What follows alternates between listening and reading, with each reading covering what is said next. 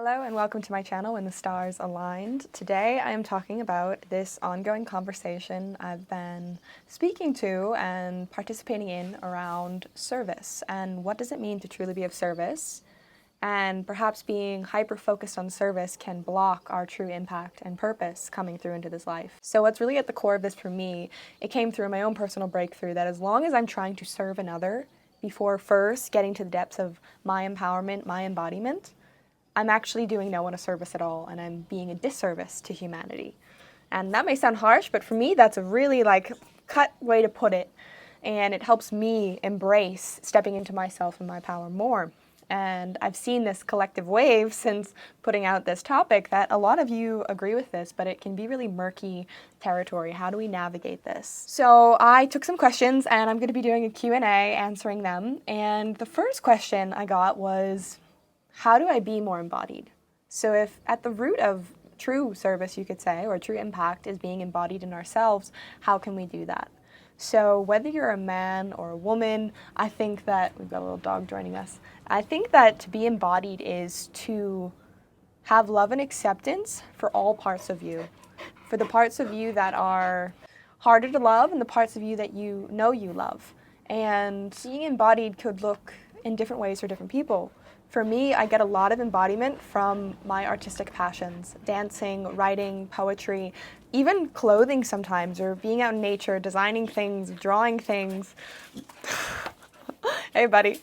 That helps me get embodied. And what I find to be at the essence, the core concentrated essence of embodiment is feeling the connection to your power, feeling the connection, feeling the sense of, I am so fucking glad I'm me, and there's no one else in the world I'd rather be. Now, I know that can sound really lofty and hard to attain, and what I'm not saying is that you should feel like that all the time. I don't think embodiment means that you wake up every day and you're like, I love being me, I wouldn't want to be anyone else in the whole world. But embodiment is when you get periodic glimpses of it, and if you're not getting those glimpses at it, you work towards it.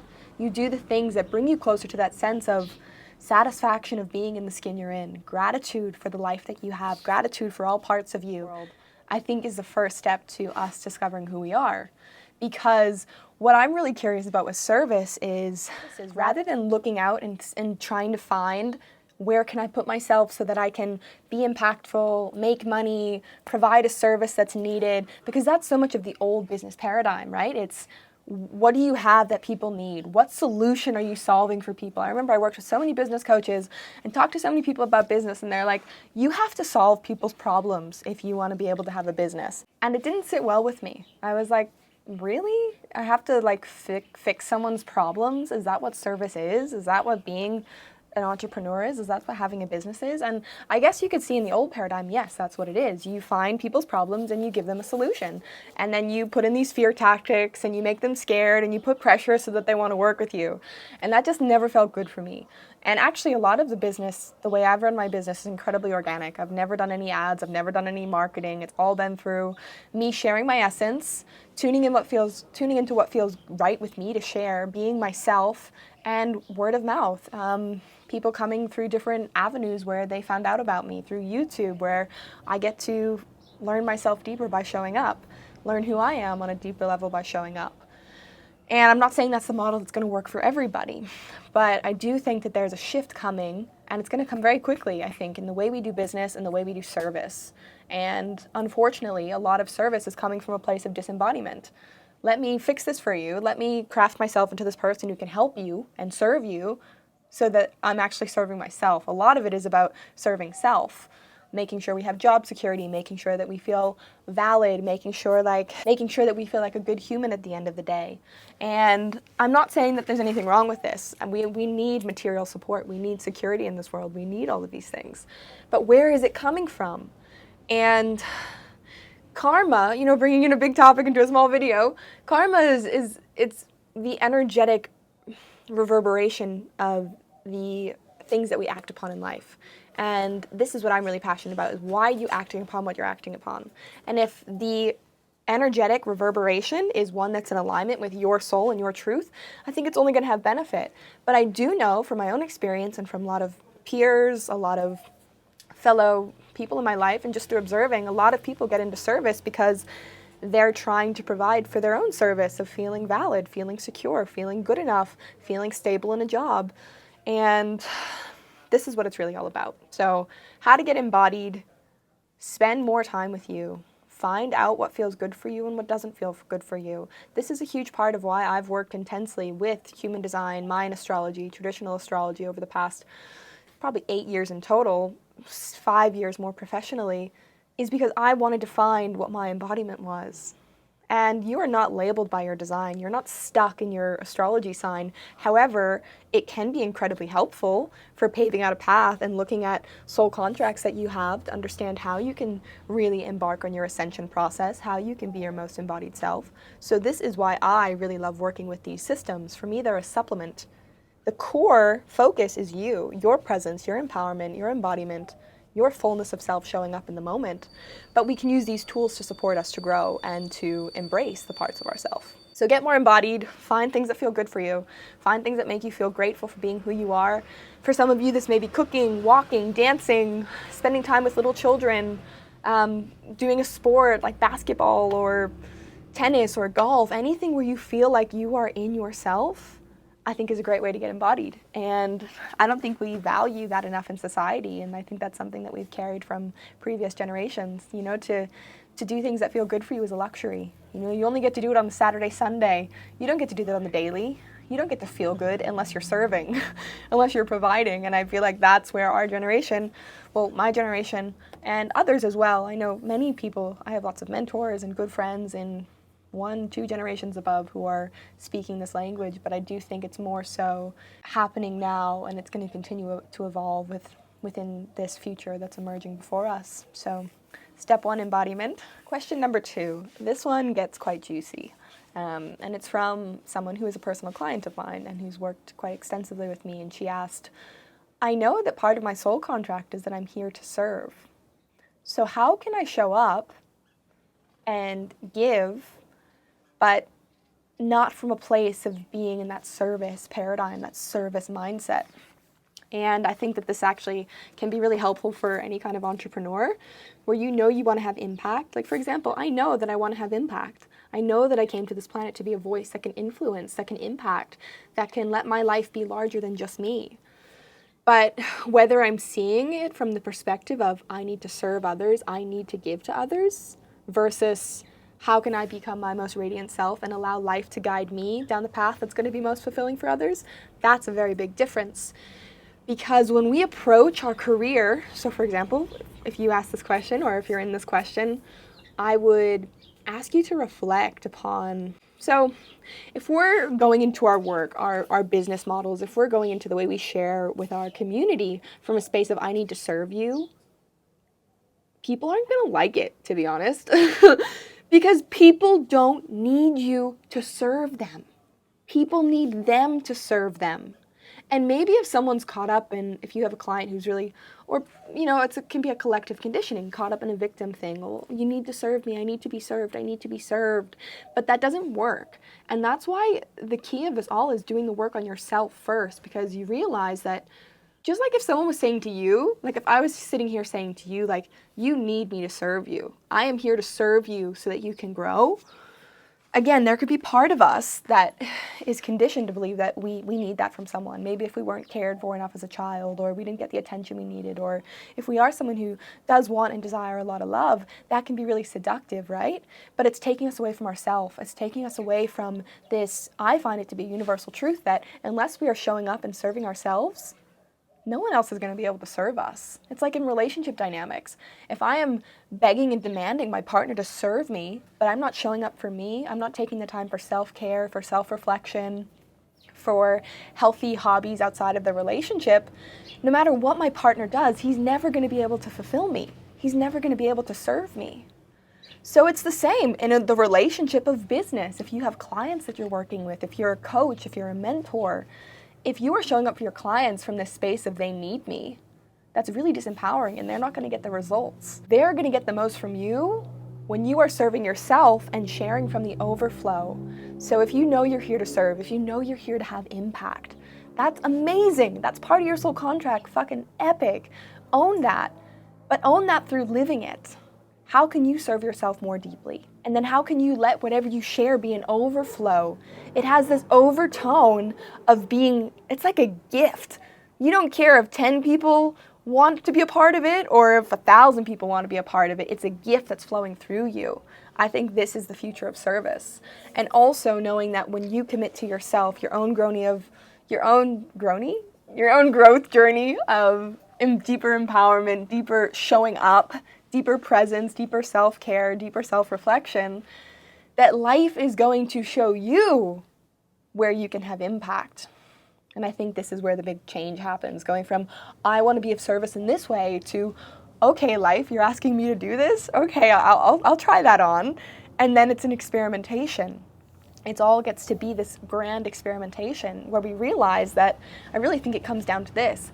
Other people don't need you to serve them. People need to serve themselves and be reminded that the only person who can serve them, that the only person who can give them what they truly need is themselves. Question 3. Some people, and I'm not even going to go to the question, I'm just going to go to the answer. And it's the fact that some people, I do think it's more rare. Some people are actually born to be in service roles, where that is an equal part of their personal embodiment as well as their soul contract, their sacred contract in this life. For example, one of you may be watching this or not, commented on my previous video and said, I've been in the healthcare industry and I actually feel so fucking fulfilled by showing up and caring for these people physically. It's like I pray, I cry, I have so much joy. To be honest, you're probably quite rare.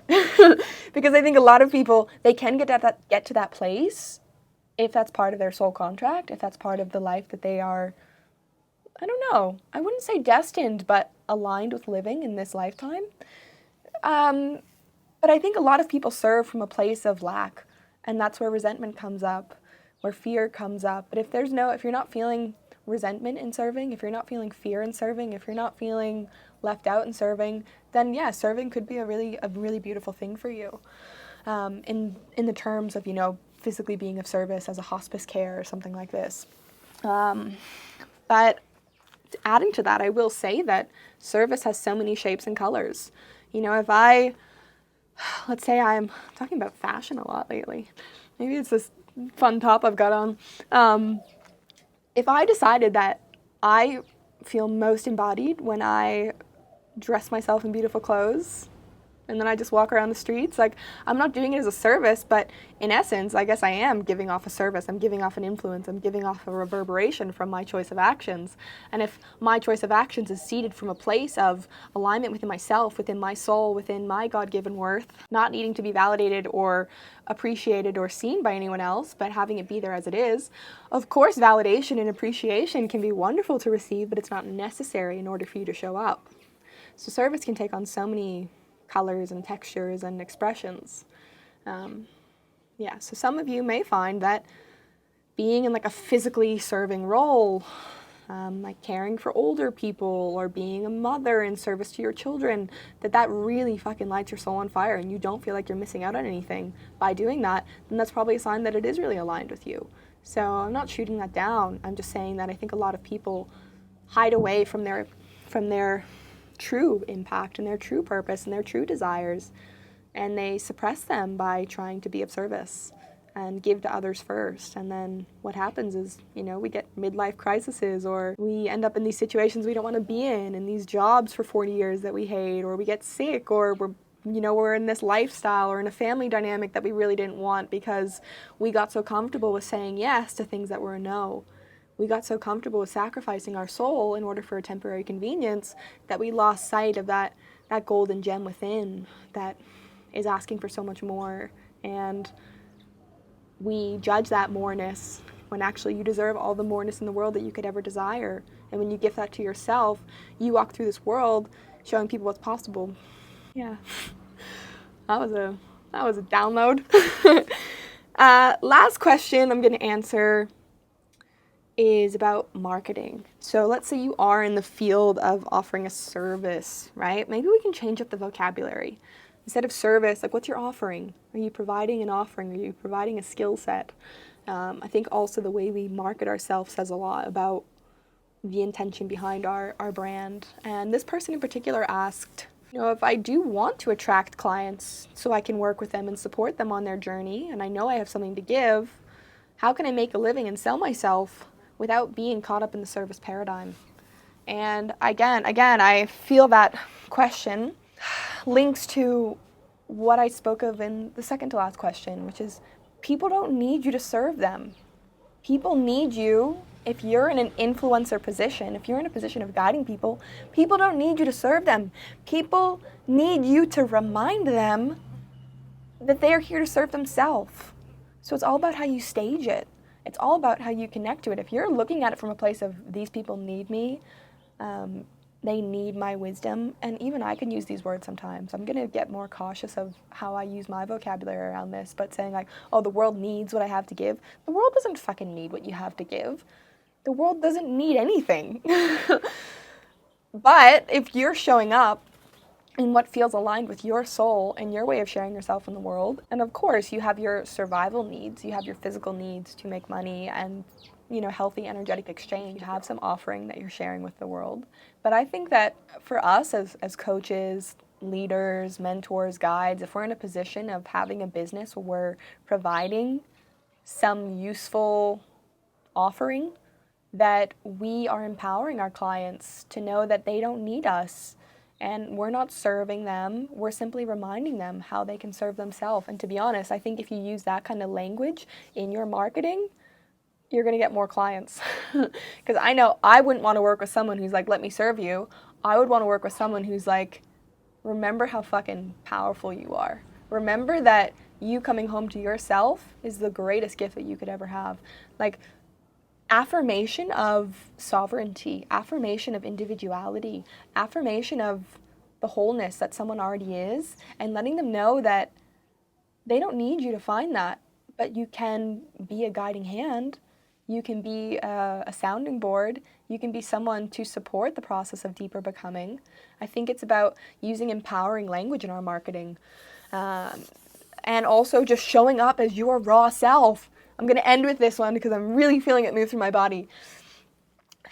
There's this like stigma in business and marketing that in order to attract clients, you have to look like you've got your shit together. You've got to look like you've got this pretty package and people can trust you to serve them because you've already mastered something. Yes, you probably don't want to be doing something unless you have a level of expertise in it. That being said, sometimes it's good to jump in and learn through the process of being on board with another. Anyway, beside that point, I think that's something that's increasingly appearing, but has been vastly missing from the business world, and where I feel in my bones and where I hope in my heart that we're evolving to is a deeper level of vulnerability from our guides, thought leaders, visionaries, coaches, mentors, who are willing to say, I've got my shit going on. I'm not perfect. It's not like you're going to work with me because I'm perfect and because I've got my life figured out. That's bullshit. None of us have that. And I think being more vulnerable in the way we market, letting people know that you're someone that they can trust. And people will know they can trust you and they'll want to work with you when they see who you are. When they see who you are and they feel like you are letting them see you, people will want to work with you. And also, if you are truly empowered from within, if you feel lit up on your own God-given righteous beauty and worth, people will be drawn to you because they want that within themselves. You can be a catalyst. What if we looked at business and mentoring and coaching not as serving another, but as being a catalyst for another? I think that would be revolutionary. I think that would change the whole game of things by reminding people, not teaching them, not helping them, but reminding them by being the example and weaving that into your marketing, weaving that into your products, weaving that into your copy, your website, all of these materials. So those are my responses to these questions on service.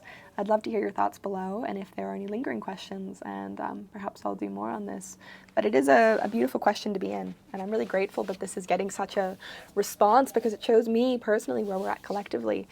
And it also shows me where I can keep showing up, where I can keep deepening in myself, showing up more, expressing more, being more embodied.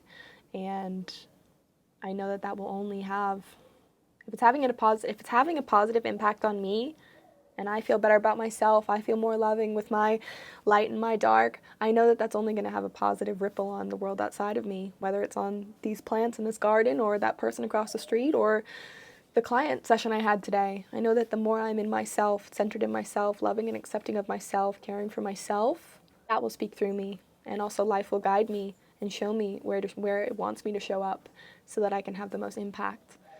And it can feel good rather than forcing ourselves into positions that don't feel good, trying to craft ourselves into these cutouts that aren't soul aligned. I think that paradigm's over. And I think that we have quite a large say on how we evolve by how powerfully we choose to show up for ourselves first and foremost, and then let that inform our offerings, our clients, the ways that we then leverage ourselves to have greater impact. So that's all for today. Thanks for tuning in to When the Stars Aligned. Make sure to subscribe and like this video if you enjoyed and you want more content. I love showing up here. It fills me up, and it's so beautiful to be here with all of you. So have a beautiful day.